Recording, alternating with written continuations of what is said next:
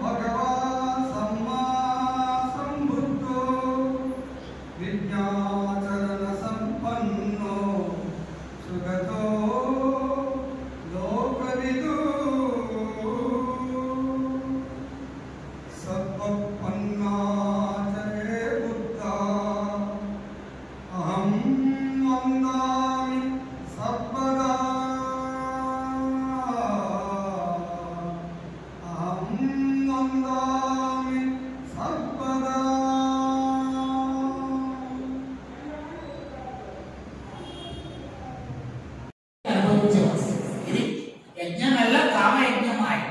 మొదట సోమయాజి రెండవ కామయాజి అని 600 సంవత్సరాలు దాంట్లోనే జ్ఞానరాజు అంటే ఏమైందంటే ఎప్పుడైతే యజ్ఞాలు ఏమో తగ్గిపోయాయో గురువులు తగ్గిపోయాయో వాళ్ళకి నాన్ వెజిటేరియన్ పోయింది, బుద్ధి పోయి, యజ్ఞాలు పోయింది, ఇన్కమ్ కూడా పోయింది.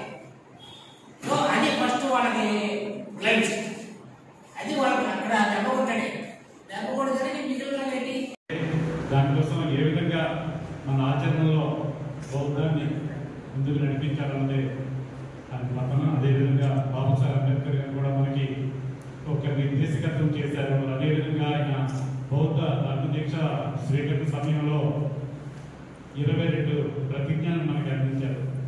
వాటిని మనం జీవితంలో ప్రతిక్షణం నిజం చెప్పాలంటే ప్రతి ఒక్కరి ఇంట్లో వాటిని ఫోటో పెట్టి ఉంచుకొని మనం అందరూ ప్రతి ఒక్క దాన్ని కూడా మనం పాటించేటప్పుడే నిజమైన అంబేద్కర్ రైట్లు.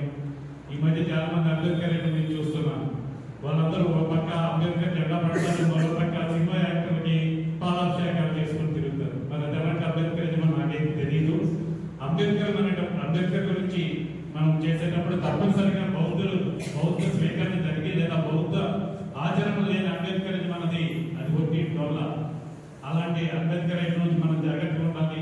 మరోపక్క ఇప్పుడున్న ఈ సోషల్ మీడియా యుగంలో కలిసింది కూడా ఒకే రోజు, అదే వైశాఖి పౌర్ణమి. ఈరోజు వైశాఖి పౌర్ణమి భగవాన్ బుద్ధుడు జన్మించి జ్ఞానోదయం పొంది మహాపరినిర్వాణం పొందిన రోజు. 3 కూడా పవిత్రమైన కార్యక్రమాలు ఈ రోజు జరిగాయి ఆయన జీవితంలో. మరి the enlightenment of Buddha, the Buddha and Dhamma, doctor Babasaheb Ambedkar Mahabodhisattva Babasaheb Ambedkar అనుచరులుగా కార్యకర్తగా వారి అడిజాడలు నడుస్తూ భగవాన్ బుద్ధుడిని డాక్టర్ బిఆర్ అంబేద్కర్ తన గురువుగా, కబీర్ని తన గురువుగా, అదేవిధంగా ముగ్గురిని మాత్రమే బాబాసాహెబ్ అంబేద్కర్ తన గురువుగా ఆయన పేర్కొన్నారు. కాబట్టి బాబాసాహెబ్ అంతిమాశయం ఈ భారతదేశంలో ప్రభుత్వ భారత నిర్మాణం, పేబ్యాక్ సొసైటీ, అదేవిధంగా ఈ భారతదేశంలో బౌద్ధాన్ని క్షేత్రస్థాయికి, గ్రామ స్థాయికి, అదేవిధంగా సాంస్కృతిక విప్లవం ద్వారా సామాజిక విప్లవాన్ని, అదేవిధంగా రాజ్యాధికారాన్ని తీసుకురావాలని ఆశతో ఆయన మనకి ప్రభుత్వ భారత ఆశయాన్ని మనకు ఆయన దిశానిర్దేశం చేశారు. మనం అంబేద్కర్ అంశాలుగా మరి ఈరోజు ఈ కార్యక్రమాన్ని కన్నుల పండుగ చేసుకోవాలని ప్రతి ఒక్కరు కోరుతున్నాను. అదేవిధంగా ప్రజా సేవ, దానం, ధర్మం, కరుణ, దయ, జాలి కలిగి ఉండాలని, అదేవిధంగా పరిస్థితులు పాటిస్తూ భగవాన్ బుద్ధుడు చూపించిన దారిలో అంతము కాదు, ఆది కాదు, మధ్య మార్గంలో నడాలని కోరుకుంటున్నాను.